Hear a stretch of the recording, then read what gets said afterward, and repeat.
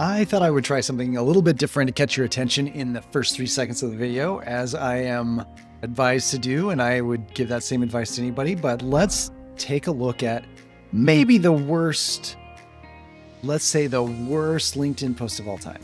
So just zoom in real quick. It's topical. What can the Epstein list teach us about B2B marketing? And ChatGPT responds. Basically a point-by-point description of how this whole Epstein fiasco has taught us about B2B marketing. I have been seeing several memes online about how everybody's turning in these horrible traumatic experiences into LinkedIn posts. Somebody was talking about, I accidentally was in a 3-month affair with my cousin before I knew he was my cousin. And here's what that taught me about customer segmentation. Ugh. All right. Today, we have a lot to cover. I have some news and some other interesting facts about the world of marketing, technology, and anything related to entrepreneurship. This is it. I guess this is the Market Surge channel. And I would love to go over some of these fun items to educate, inspire, and help us be better marketers. This is straight from TechCrunch. MIT's Media Lab did a study, and they actually looked at the brain activity of writers in 32 brain regions.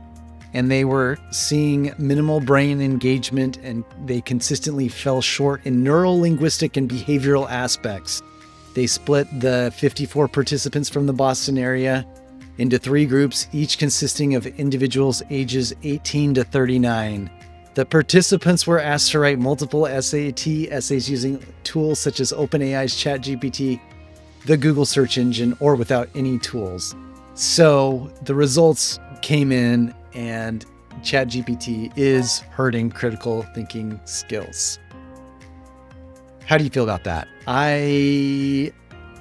Sometimes I think I'm super smart, typing in all these great prompts and getting these great results and learning things so fast, but I don't think that is reality. I do think we have to be careful. I think we need to make room, just as we exercise our rolling chair stricken bodies while we work all day, and we make sure we stand up every hour and we exercise. I think we also should take time to disconnect, do some serious thinking and conversing and contemplating without a screen. This is real. Our critical thinking is going to atrophy just as our knees and lower backs have atrophied from all of this desk work. All right.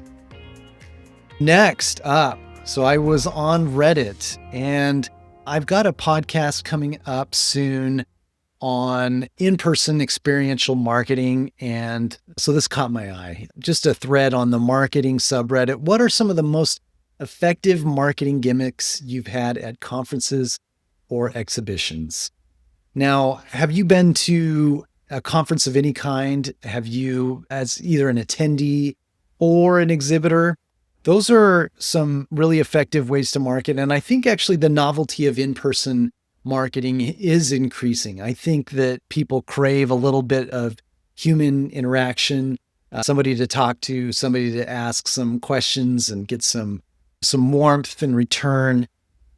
So keep an eye on conferences as an opportunity to learn and get to meet customers in a different way, in a different setting. A lot of our services are custom, and we need to convey the fact that we are experts in our field, that we are nice to work with.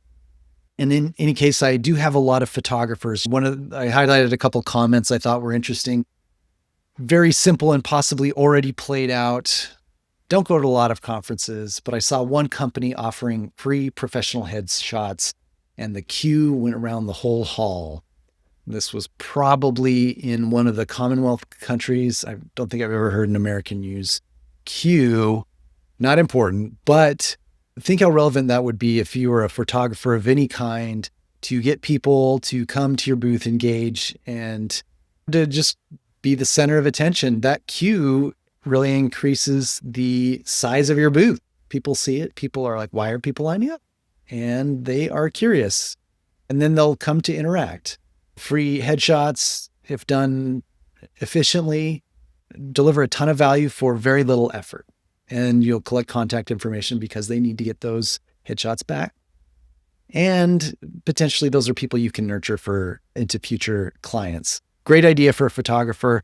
But even if it wasn't a photographer, even if it was for someone else, like a career advisor, and you were just offering this service tchotchke, I'd see this being tremendously engaging and worthwhile.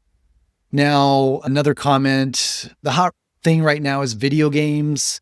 At my company, I build a branded version of Frogger. Conference attendees can walk up to our mounted monitors and play the game with a Bluetooth SNES type controller.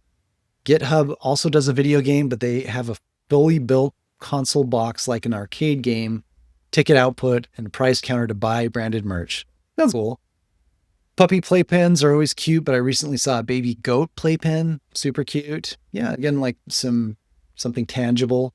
One company brought in a real monster truck, the Gravedigger monster truck, and another one had an F1 car at their booth. Topical, relevant. This commenter continues, I like these big, impossible to miss activations. You got to do something to stand out. Effective, they got attention. I don't know if they got leads from these, but who knows? I do think that I highlighted those last two lines. Effective, they got attention. I don't know if they got leads from them, but who knows? Now, of course, I don't have the data in front of me from these exhibits, but I do think you have to not just do attention only. You also have to offer value. You have to offer something of relevance. I don't know how a baby goat pen would actually help. If I were exhibiting as a marketing agent, I don't see how that would help me at all. It would get people to the booth, but it doesn't have any relevance. Or a big monster truck. Hard to say, but look at the data, create lead magnets in person or online that generate value. That should be your focus. All right, let's go on. Next, let's talk about the Telephone Consumer Protection Act. It's something that affects a lot of us that do outbound marketing. Now, at Market Search, we have a CRM that has a phone service and texting service. It enables our users to do outreach and monitor and record those calls, and also automate the tasks for those calls and texts, make them automatic based on timing or the submission of a form or click on an ad. All of those things can be automated. Now, I'm going to just go ahead and highlight this thing because this is the first line of an article about AI marketing. And the first phrase, it says, in today's hyper automated economy. Mark Jacobs, you have been using a ChatGPT or another LLM to generate this article, which is okay in my book as long as it offers value. But Mark, you should know that in today's or anything like that is a dead giveaway that it is AI generated. Okay, back to the topic. AI marketing meets the Telephone Consumer Protection Act. Businesses are quickly embracing AI-powered marketing tools to expand their reach and streamline engagement. Okay, again, this is more AI stuff. So obviously you want to be able to use these tools with software, so phone and text, with the software that it's connected to do more, do it faster, and preset, have it scheduled and triggered by certain actions. Now, enter the Telephone Consumer Protection Act that is from 1991. This was initially for limiting the the Wild West of telemarketing and robocalls and even fax spam. So there's some old legislation in here, but now it is confronting a lot more AI generated activity on the phone and text front. It is important that you're compliant with this act, and we'll go into what that actually means in the future. But basically, you do need to have a valid business, a license to do these automations through the A2P 10 DLC system. And that can be obtained. It's easy. There's a lot of CRMs that offer it. It can be a few day process if you have your paperwork together, really just your EIN number and an address and an active business registration. That said, if you violate this set of rules, a missing opt-out in a text message, a failure to disclose voice synthesis. So that would mean failing to declare that your outbound AI agent was indeed AI, wrong number, all those things. They can spark a lawsuit with statutory damages of $500 to $1,500 per violation. At scale, that math can turn ugly very fast because we use automation at scale. So potentially you could be doing dozens, hundreds, thousands of violations before you know it. Now, largely what you have to be worried about is people reporting and trying to navigate the reporting mechanism. I haven't actually encountered anybody that has been reported, and I do know a lot of people are not compliant, and you do have to be careful. But enforcement is dependent on the consumer. And I'm just saying that this is the risk. This is the ceiling of risk, which is significant. So the article does include a few tips on things you can do to innovate without inviting a subpoena. So getting prior express written consent is really crucial. So that would be having anybody that submits a form on your site, to check a box to say, I agree to receive communications and I agree to share my contact information with this organization, and make sure that is documented, kept in your electronic records. CRM can keep that if they've submitted certain forms. You do need to know where your telephone numbers came from and how they were acquired. You need to know the difference. Are they cell phones? Are they landlines? If you try to text a landline, you will get dinged on your A2P 10 DLC. Was consent obtained for each and all the numbers, and what kind of consent was obtained? So that goes back to the form and the opt-in. So you should avoid cold texting and emailing. Now, the more you know, the more you can tailor the type of consent you need for your specific marketing campaign and the technologies you intend to use. And then you scrub against the do not call list, the national DNC registry, which might be smart to put your own number on there if you don't want to get inbound cold calls. You should be, in order to be TCPA compliant, you must respect these DNC rules. And you need to check every 31 days. Like I said before, you've got to disclose synthetic voices. You've got to make opt-outs obvious and dynamic. AI tools must offer instant opt-out mechanisms. That means that in a call that they can press a key, reply stop, or click an unsubscribed link in an email on the first try.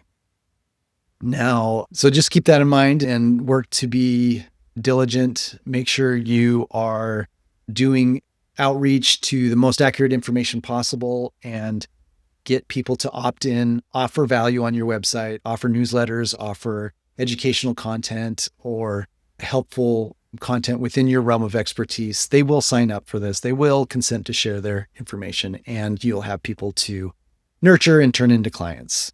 And then audit, have your AI agents contact you, see how they react, see if you can opt in and out, and you should be good to go. All right, and that is from Reuters. So take a look at Reuters if you would like to learn more on that particular topic. Next, there have been some other studies that show that most believe that AI helps small businesses compete with larger businesses. And this is from the New York Post. Active Campaign actually did this study and collaborated with the New York Post. Most believe that AI can help their small businesses compete with larger businesses. And I agree with this. I think it does increase every individual's ability to generate things at scale, generate things at quality, and automate simple processes that are tying up their time. Take advantage and utilize these great technologies and really look at it as an opportunity for you as a solopreneur, small business owner, medium-sized business owner. Anybody looking to scale their time should be using AI right now. It looks like people are using it for creative imagination, for activation or validation. They're using it for customer support, people management tasks, and product related tasks. Some people are actually told they can't use AI at work, which is interesting. 20%. That's a lot higher than I expected. And then let's see, 17% use AI less than once per month, and 9% never use it. Wow. Okay. Got to find that 9% and tell them about the joys of AI. Finally, in closing, this is just a little clip, a little screenshot from a website. Let's take a look here.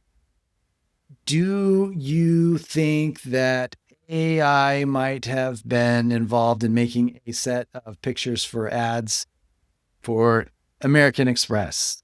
Do you think they said, hey, take these torso shots of these stick figures and make an ad out of them? Because all I see are plastic figurine bums. I don't know. Don't be a bum. Audit your work, audit your AI outputs, be diligent, be careful, make sure everything is the quality you expect and deserve, because the internet is forever. All right. It was great to go through some hits from today. Have a great day, and subscribe and leave any comments, anything you'd like to see on this channel. I'd love to keep talking AI and marketing with you.